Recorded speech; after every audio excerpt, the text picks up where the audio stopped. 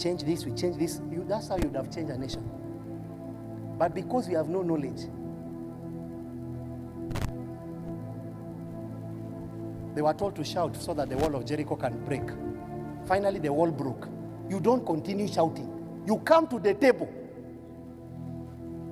You negotiate on the table, not in the street.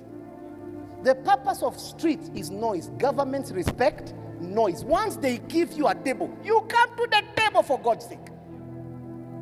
Then you negotiate for generations. You were invited on a table. Kiburi kawaingia hatukuji. Now who ended up getting the jobs you should have gotten? Mbadi. Next person. Sema ni mimi kamera inaona. I know they are your friends. Next person.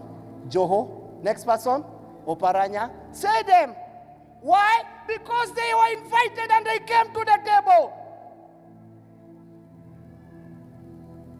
There is a time to go to the streets and there is a time to negotiate on the table. And unfortunately, this generation is leaderless.